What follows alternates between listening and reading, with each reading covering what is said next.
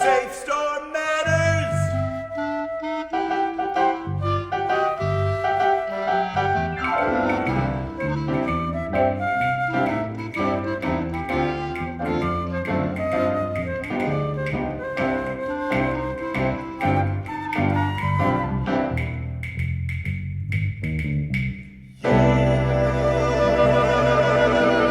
Hi, I'm Marty Cohn, Senior Communications Specialist for Vermont Yankee, and welcome to another edition of SAFSTOR Matters, a program that features activities at the Entergy Vermont Yankee plant site.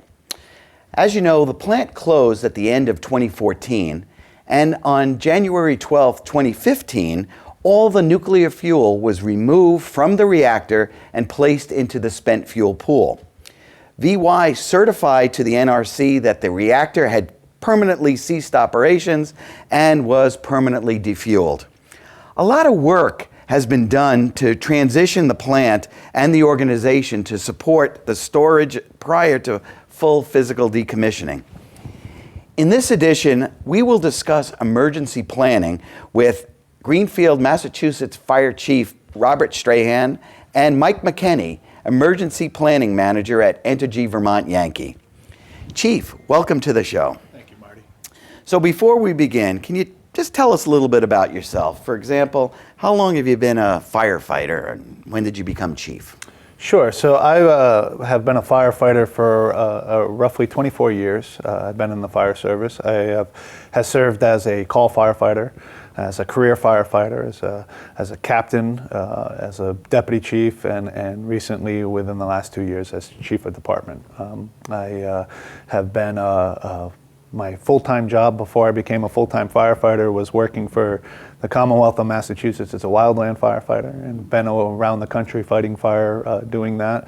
And I also took over the reins as emergency management director for the city of Greenfield about 4 or 5 years ago. So do you live in Greenfield? I do. I was born and raised. Wow. So you're a native of Greenfield. That's great. So you just mentioned that you serve as the emergency management director in addition to being the fire chief.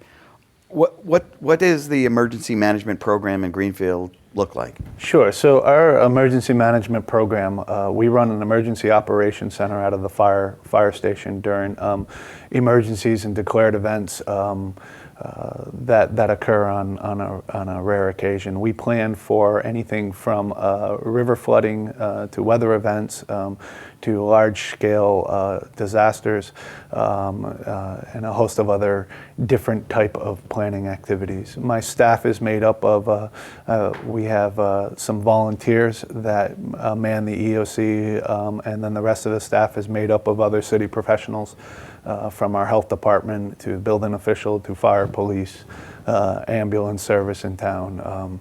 And in an event, they all come to the EOC and run the emergency from the Emergency Operations Center. So do you guys train for that? And we train pretty regularly.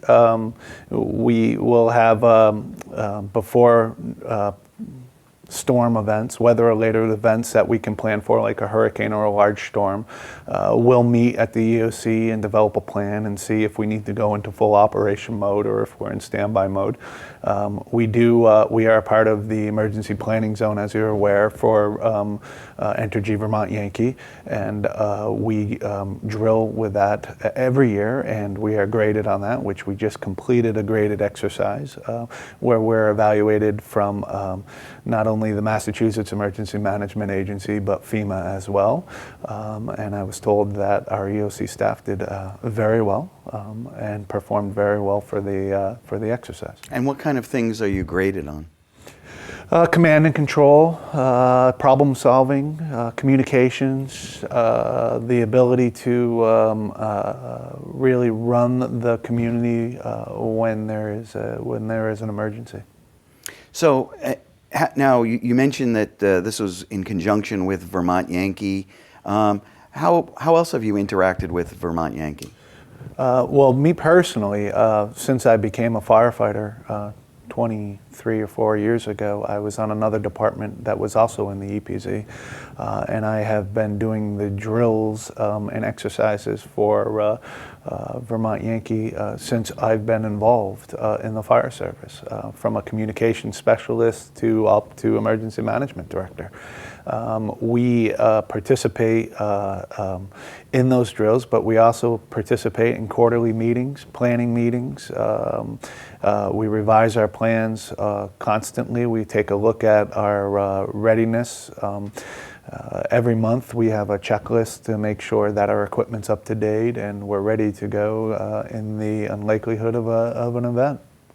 Now, is there any special equipment that you have to take on, or I mean, what's involved in the equipment for an emergency versus firefighting? Sure. So in the EOC, specifically for Vermont Yankee, we have what we call dosimetry, which if there was a release, we would be able to monitor the release for our emergency workers. We also have detectors, radiation detectors, handheld devices that we can use to measure radiation exposure. We have that not only in our EOC, but our first response fire apparatus at the firehouse, and it's not specifically just for Vermont Yankee. We could have radioactive material that goes up and down the highway or going to our local hospital, so we're prepared not only for Vermont Yankee, but in the event of any type of radiation or contamination release. And is this standard equipment, or where do you get this equipment from? I mean, is it? Yeah, so the majority of the equipment that we have has been provided through our emergency planning efforts with the plant, and through the state of MEMA, specifically because of our proximity to the plant and being in the emergency planning zone.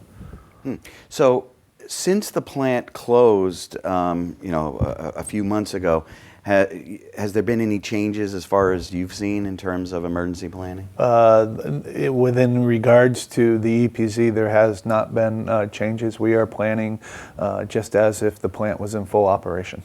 And so you continue to, meet with the plant, meet with personnel, and learn about? Currently, we still meet quarterly to discuss plans, and the next meeting that we will have, which will be coming up shortly, I'm sure we'll discuss the results of the exercise and the drill and the FEMA evaluators' comments and work on areas of improvement.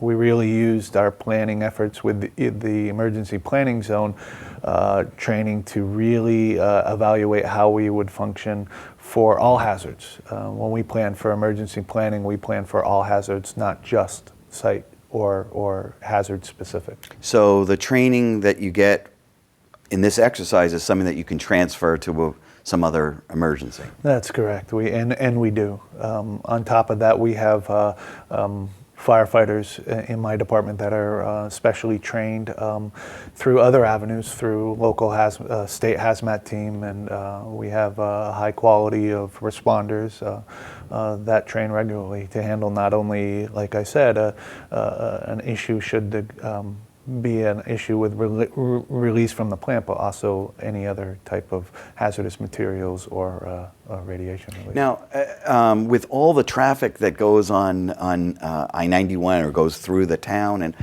has there been a situation where you've had to call on emergency management to? In Greenfield, from a hazardous material standpoint, we haven't had to open up the operations. That's a good thing. For hazardous materials, but we've had many weather events.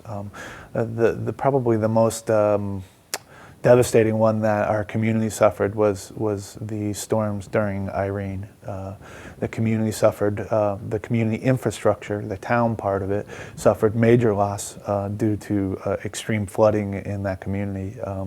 That was quite a challenge for the staff at the EOC and the community. But you feel that you were able to respond in a good way? I believe my staff responded in the best way possible. The emergency was handled. People were evacuated. There were people displaced during the storm. We opened shelters, and nobody was hurt or killed. And I think it was a testament to all the responders in my community. Great. I mean, and we really appreciate all the work that you do as a first responder and also as emergency planning director. I think the people in Greenfield are well served by you, especially over all these years. Before I let you go, though, there is a burning question, no pun intended, that I've been wanting to know. What is the deal with you guys always washing fire engines? What's up with that?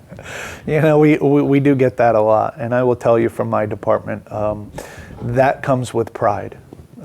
There's a tremendous amount of pride being a firefighter. You can ask any firefighter throughout the country, and they are filled with pride and desire to help their community, whether it's here in Brattleboro or whether it's my firehouse. And with that comes making sure that our equipment's not only ready to respond and is equipped to handle an emergency, but it's also, we take pride in our equipment and we want it to look good. So like with us, we're a tremendously busy department where that fire truck is rolling all day and all night long.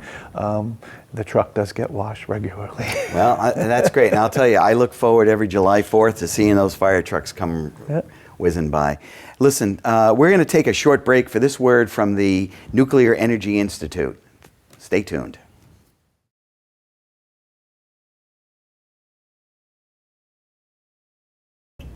Emergency planning zones are a structured approach to allow public safety officials to make decisions to protect the public in an emergency. They're based on sound science and research performed by the EPA and other federal agencies. The focus on the 10-mile emergency planning zone is to protect the communities that are closest to the facility. Public safety officials would make decisions based on conditions to either shelter in place or to evacuate, or a combination of both. Those same public safety officials have the flexibility that, if the event were to be prolonged, to make the same decisions beyond the 10-mile emergency planning zone. Emergency preparedness programs enable state and local officials to rapidly identify, evaluate, and respond to a wide spectrum of events. Their plans are integrated with the nuclear power plant plans. Because the nuclear power industry is regulated, these plans are very structured. They are founded on 4 emergency classification levels, the lowest being the unusual event, the second is the alert, the third highest would be the site area emergency, and the highest, the most severe classification, would be the general emergency. The benefit of having a structured approach such as this is to enable the responders, both the power plant responders as well as our state and local responders, to know what actions they're going to take based on the classification level. These plans have been matured over decades. We have very good integrated training programs and evaluated exercises. So there's a constant interaction between the power plant operators as well as our state and local public safety officials. When we have drills and evaluated exercises, both the power plant and the state and local response organizations take whatever they learn from their performance to constantly try to improve their capability to protect health and safety of the public. Welcome back. In this edition of SAFSTOR Matters, we're talking about emergency planning at Vermont Yankee. Our guest now is Mike McKenney, Emergency Planning Manager at Entergy, Vermont Yankee. Welcome to the show, Mike. Hey, thanks, Marty. Glad to be here. Before we begin, Mike, tell us a little bit about yourself. Well, I've been at Vermont Yankee since I graduated from college. I live in Vernon with my wife and 2 kids. Actually, my wife teaches at the Vernon Elementary School right across the street from the plant. And since I've been at Vermont Yankee, I've worked in operations in the control room, quite a few years in maintenance, implementing projects and overseeing engineering.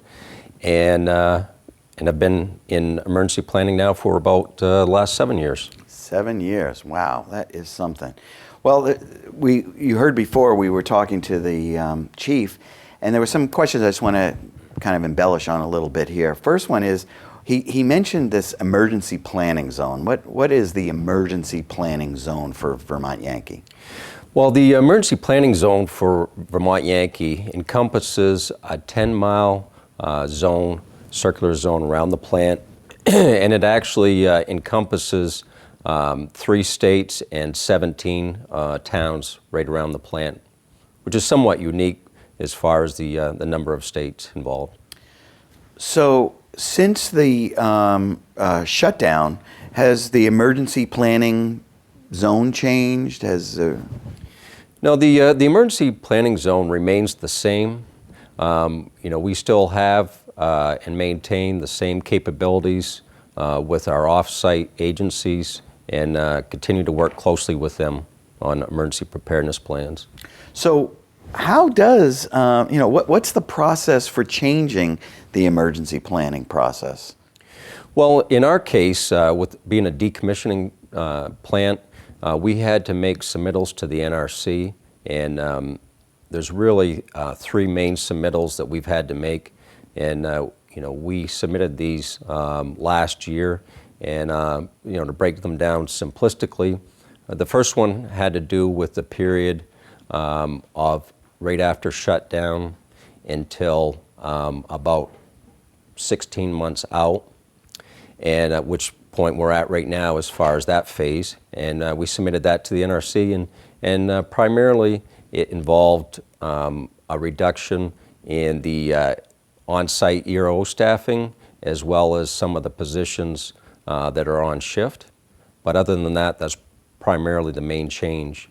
And then the other two submittals have to do with the period of time after approximately 16 months after shutdown that we'll implement, where we'll further change the staffing arrangements. And both of these periods of time, the changes in emergency planning is really justified based on the changes in risk. So you mentioned the 16 months. What happens in 16 months after a plant shuts down? Well, in VY's case, and every plant is a little bit different, and have to go through a extensive analysis. But essentially, it ties to the amount of fuel in the spent fuel pool and the temperature. And essentially, in our case, 16 months out, the fuel has cooled down to a point where there's a significant risk reduction, and thereby there's a strong basis for changing the emergency plan. So this change in the emergency plan, is this, who oversees that change? You're saying the NRC? Yes. So the Nuclear Regulatory Commission, you work closely with them, and they've reviewed this plan? Yes. Currently, the first plan that I mentioned was submitted to them and reviewed and approved before we implemented, and the second two submittals are currently under review, and the NRC, has to review and fully approve before we can implement them. Now, part of the change you mentioned is about staffing. So, there's a X number of people that are needed for this emergency response organization, or ERO. Yes, that's true. So what we looked at was between the shutdown and or between the regular organization and the shutdown, there was a certain number of people. Then that number gets reduced because the risk goes down. That's correct. Okay. Yes. That's so it's really once the 16 months goes by and there's another change in the ERO, there's going to be another reduction in the number of people needed for the emergency response organization. That's true. Yes. But does that change what the emergency management program is all about? Yeah, there'll be a significant change at that point. Essentially, the emergency plan no longer requires the 10-mile emergency planning zone. And so essentially, the zone shrinks up so that it's at the site boundary. And again, that's tied to, the risk has reduced to the point where there's no credible scenario threats that would cause an off-site release. So one of the things that the chief mentioned was in all the training with the EPZ folks, mm-hmm.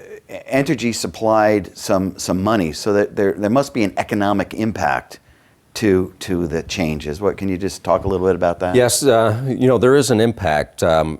We currently in our current fiscal years with the states, we currently provide $2.1 million to the state of Vermont, $1.4 million to the state of New Hampshire, and approximately $1 million to the Commonwealth of Massachusetts. One when we implement the new plan in the April-May timeframe of 2016, we will no longer provide that funding. So right now, there's no change to the emergency planning through the first 16 months. As far as the offsites go. That's And then, correct, yep. and functionally, what will be the changes after 2016? After we implement what's called the permanently defueled E-plan in the spring of 2016, we will no longer require the sirens or the tone alert radios. And so we'll be going through a process to disposition those. As I mentioned, the off-site response will no longer be required. We will still invite the states and towns to participate in drills that we have, although there's no requirement. And those will be the most visible changes when we implement the plan. Okay, and a question that I get a lot is, what about those calendars? What's going to happen to those calendars? Funny enough, I get that question quite a few times too. There's quite a large following for those calendars. I even get requests from outside the EPZ for those. And we haven't fully evaluated how much longer we're going to continue to issue those, but certainly for the 2016 calendar year, we will be issuing those. Okay, well, I'll mark my calendar for that. So the chief also mentioned that there was a graded exercise that recently took place. Who did that? What was that about? Yeah. Biannually, we've had to have what's called a NRC graded exercise. Now, the one that we had last week was actually what's called a hostile action-based exercise, and that's required by NRC regulations. And we had, large participation. We had all 3 states, all 17 towns, as well as extensive amount of law enforcement. And we started planning for it with the off-sites approximately a year ago, and we had 2 practice drills leading up to it this spring. And I'm pleased to say that both the NRC and FEMA, which grade the results of the exercise, FEMA grades the off-site portion, NRC grades the plant's performance, and everybody that was involved in the exercise did extremely well and really reflects a high amount of preparedness. So in this kind of an exercise, this is something where VY staff and the folks in the emergency planning work together. Yes. And they have a common scenario that they have to follow. Yeah. The way it is that it's a scenario is put together ahead of time, and essentially we go through all the paces. We work as one large team where the plant's in regular communication with the states.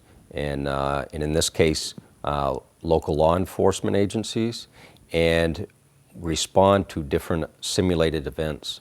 And we all work together, just as we would in a real emergency, to test the emergency plans and procedures.